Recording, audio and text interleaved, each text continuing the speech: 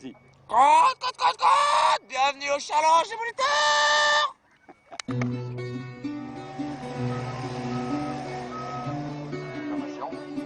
Les membres des équipes de France.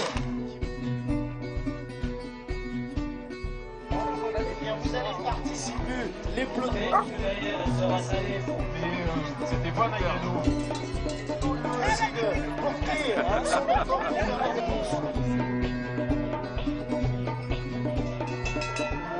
Voilà le bureau, il est là.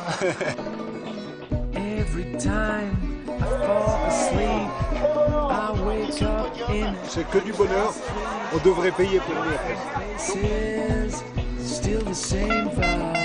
Tout le monde fait la fête, on se lâche, c'est super sympa.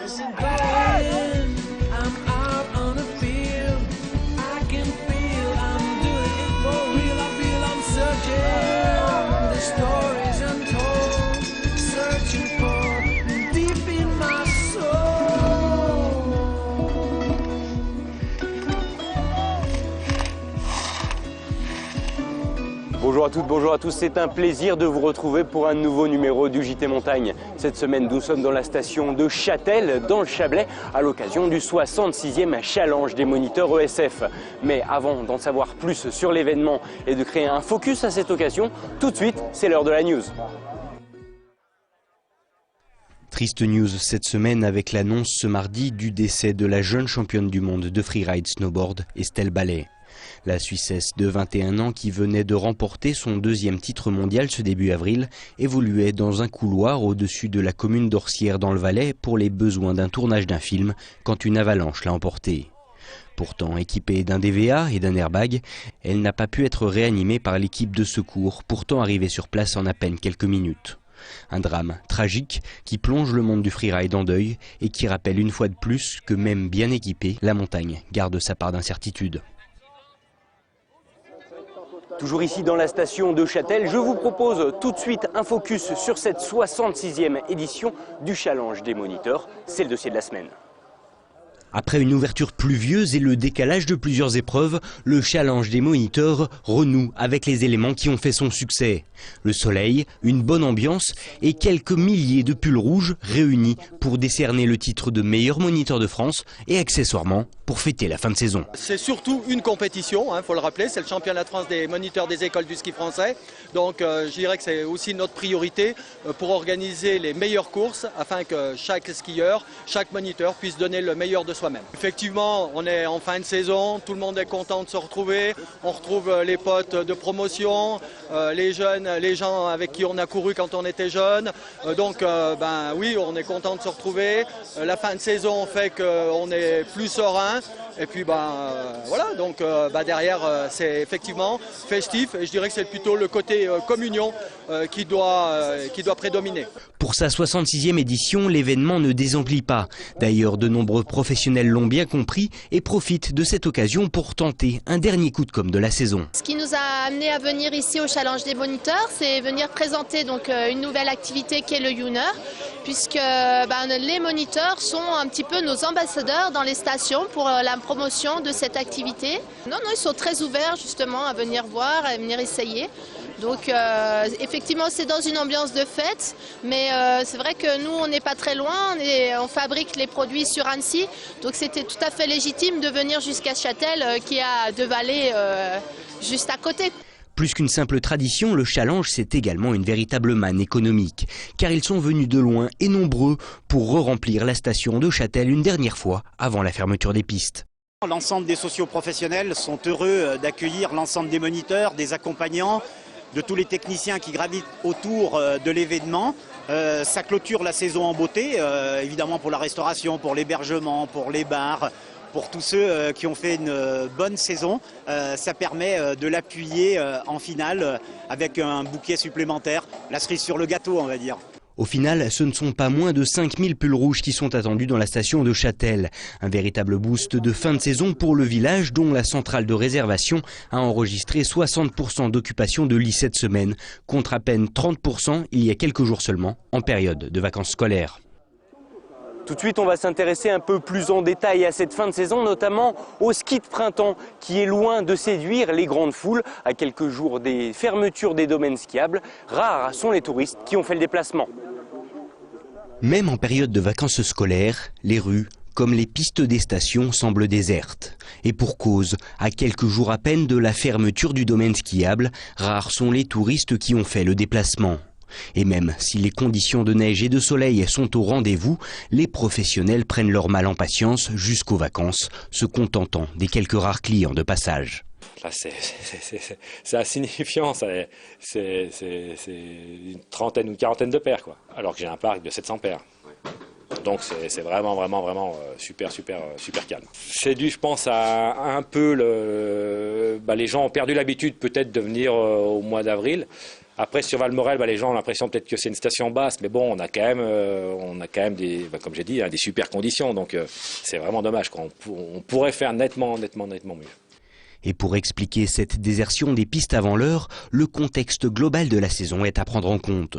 Les chutes de neige tardives mêlées aux hautes températures ont marqué les esprits des Français qui, malgré leurs vacances arrangées cette année, n'ont pas pris le risque de se retrouver en altitude sous un climat estival. Jusqu'à la semaine dernière, on avait un très bon remplissage. Et puis cette semaine, mais bon, là c'est un petit peu normal, beaucoup moins de monde. Et puis surtout, c'est la clientèle qui vient comme ça les dernières semaines de saison. C'est des gens qui ont l'habitude du fonctionnement d'une station en dernière semaine comme ça. On fait du ski le matin, l'après-midi on fait des activités annexes, parce que la neige est beaucoup moins bonne, bien sûr. Et donc, comme dans les stations, il y a toujours ces activités, il y a moyen de s'occuper la journée. Malgré les tarifs préférentiels établis pour les fins de saison, le ski de printemps reste donc réservé à des connaisseurs. Avec une moyenne de près de 54 millions de journées skieurs vendues cette année encore, la France reste donc l'un des leaders incontournables des sports d'hiver, même si le nombre de journées ouvrables diminue d'année en année. Alors que derrière moi, les premiers concurrents de la première épreuve de ski de randonnée du Challenge des moniteurs s'élancent les uns après les autres. Tout de suite, c'est l'heure de la Minute Matos et on se retrouve juste après.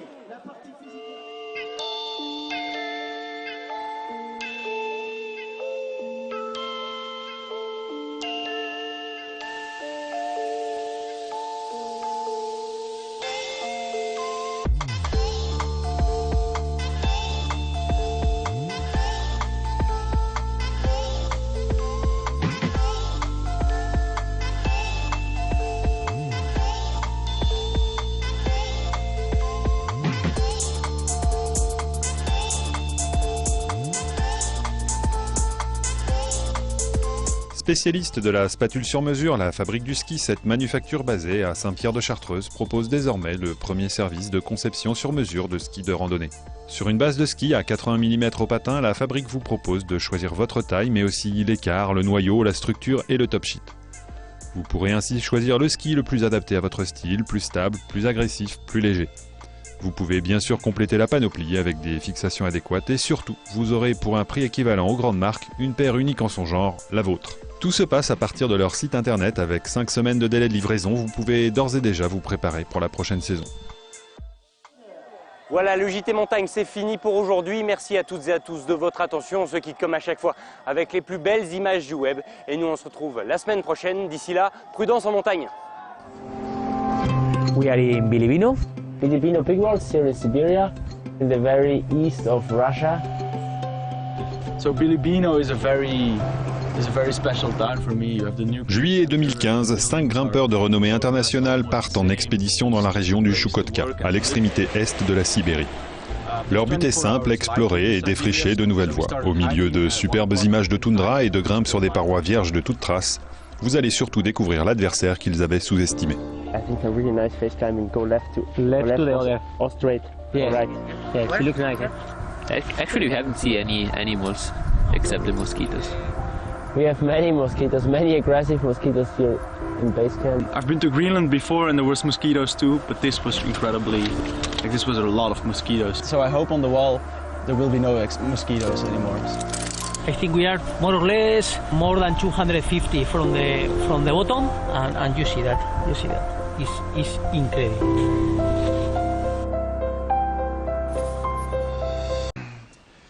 J'ai fait l'erreur de ne pas apporter assez de produits moustiques, donc Là c'est assez désagréable, donc j'essaie d'en faire. J'ai vu une astuce des Russes comme ça qui faisaient de la braie de boulot en fait, et se badigeonner le visage de ça.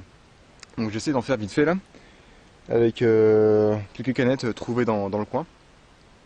Et bon bah j'ai récolté ça, c'est pas beaucoup. Et par contre j'ai l'impression que ça marche, ça fait fuir les moustiques. Bon je pense que ça fait aussi fuir les filles vu l'odeur, mais au moins ça fait... moi j'ai pas les trucs qui piquent quoi. C'est déjà cool. Ça marche plutôt bien, pour l'instant. Ces grimpeurs auraient dû fureter sur la page YouTube de Jacob Caru, explorateur marcheur survivaliste, une page très fournie. C'est ici que nous avons appris que même si vous n'avez pas de pharmacie à moins de 24 heures de piste, l'écorce d'un bouleau peut sauver vos vacances. Alors le break, qu'est-ce que c'est? C'est un genre de goudron obtenu par chauffage, une cuisson à l'étouffée d'écorce de bouleau dans un récipient contenant une faible quantité d'air. Et ça ne plaisante pas du tout. Le brai, ça existe depuis le néolithique où on l'utilisait comme une colle pour les pointes de flèche et les armes, et peut-être bien comme répulsif à insectes. Si nos amis grimpeurs avaient eu cette petite info, nul doute qu'ils se seraient volontiers accordé un petit détour pour aller gratter quelques troncs. En attendant, ça ne les a pas empêchés d'atteindre leur but. La neige fond encore et encore, c'est le moment de vous promener en forêt et de faire vos premiers bivouacs de la belle saison. Vous retrouverez le JT Montagne sur la page Facebook et le replay de 8 Mont Blanc. À la semaine prochaine et prudence en montagne. We have different views of how we climb, what we want to climb, how much we want to climb, but one thing is really clear, and that's that we want to climb and that we really like having this kind of walls in front of us and just being able to explore new ground and climb new lines. That's our common ground.